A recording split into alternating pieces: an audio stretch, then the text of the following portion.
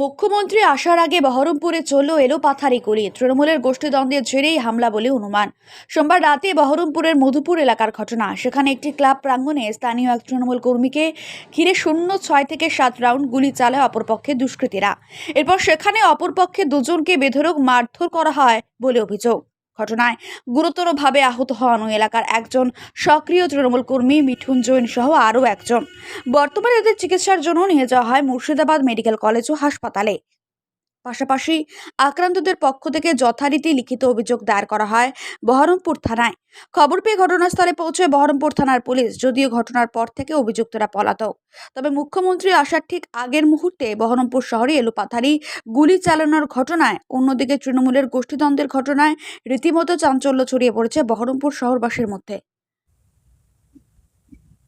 দেখুন, আমি বাবুলমোনা ক্লাবে আমি যেমন আজকে বসেছি রাত তখন 10:30 বাজে।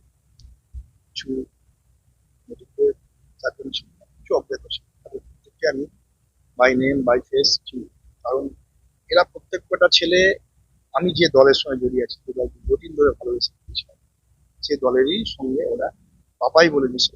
পাপাই ঘোষ বর্তমানে যুব সভাপতি, তার সঙ্গে আছে।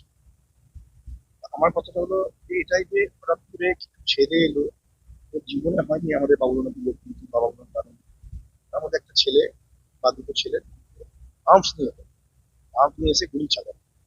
কিছু গুলি আকাশে চালালো, কিছু গুলি আমাদের ভাগ করে চালালো। 6 রাউন্ড বা 7 রাউন্ড গুলি চালাচ্ছে।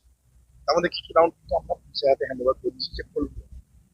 তারপর যখন বেধড়ক ভাবে আমাকে আরো এক চেয়ারের বাড়ি, কামাটের বাড়ি, একটা ফুল ফ্যান ছিল ফ্যানের বাড়ি, যে কারণেই হলো ওরা বিভিন্ন। হ্যাঁ, আমি সব পেয়েছি। সুমন রায়চৌধুরী বলে একটা ছেলে ছিল মধুপুরের বাড়ি, প্রত্যেকে তৃণমূল করে। আমি যে দল করি সে তৃণমূলই করে। আমার এটাই অবাক লাগছে, একদম আমি তৃণমূল করি ওদের অনেক আগে থেকে করি। আমার এটাই অবাক লাগছে যে মুখ্যমন্ত্রী কাল আসবে, এই যে আর্মস, এত কিসের আর্মস, কে দিচ্ছে আর্মস ওদেরকে? এত বাচ্চা বাচ্চা ছেলে, এরা বয়স বেশি না এদের। এদেরকে আমরা দেখেছি এদেরকে। দেখুন, আমি কারণ তো আমি এটাই তো আমার কাছে অবাক, যে কারণেই হোক। ধরুন আমি খারাপ, আমি ভালো না, আমি দলটা হয়তো করছি না ভালোভাবে, বা আমি দল করতে চাইছি না, যে কারণেই হোক, তো ফায়ার করবে নাকি তা বলে? 6 রাউন্ড গুলি করেছে। হ্যাঁ, ফায়ার করার তো অনুমতি কেউ দেয়নি। গায়ে লেগেছে বলতে যেমন তেমন করে বেঁচেছি, আমরা তো পড়ে গেছিলাম। দেখুন, আমার তো মাথায় এখন 8টা মতন সেলাই, ওর মাথাও 4খানা সেলাই। আমরা মেডিকেল কলেজে গিয়েছিলাম, আমাদেরকে অ্যাডমিট করতে বলছিল। কি অ্যাডমিট হবো? বাড়িতে সবাই ভয় করছে, কাঁদছে। অ্যাডমিট হইনি আমরা। অ্যাডমিট ছাড়া তো কোনো উপায় নেই, কিন্তু অ্যাডমিট হইনি। কেন অ্যাডমিট হবো? ও যে অ্যাডমিট হলে কেস করা যাবে, ও যে অ্যাডমিট করলে কেস করবে, কিসের কেস? আরে দল যে দল করি সে দল দেখুক ব্যবস্থা কি হচ্ছে এদের। না না না না না, আমার সঙ্গে দেখুন, যারা আজকে যে মিডিয়া আপনারা এসছেন, কোনো না কোনো ভাবে তারা আমাকে চেনেন।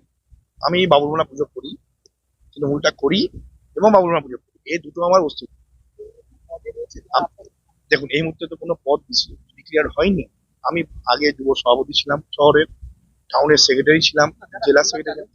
একদম একদম, যে চালিয়েছে সে হলো যুব সভাপতি পাপাই, তার ইন্ধনে এরা চালিয়েছে প্রত্যেকে। একদম, বিশু যে ছেলেটা থাকে ওর সঙ্গে থাকে, মেঘনাথ যে ছেলেটা থাকে ওর সঙ্গে থাকে, সুমন রায়চৌধুরী যে ছেলেটা থাকে ওর সঙ্গে থাকে। তাহলে আমি ধরে তো নিবো যে কার সঙ্গে কে আছে। হঠাৎ করে উড়ে এসে এলো না। হ্যাঁ, মিঠু জৈন আমার। বর্তমানে দেখুন, আমি তৃণমূলটা করি, বর্তমানে তো কমিটি হয়নি। দেখুন, অনেকে ছিল, আমি তো ওকে চোখে দেখতে পাইনি পাপাকে, কিন্তু যে ছেলেগুলো ছিল, আরে আমি তো চিনি।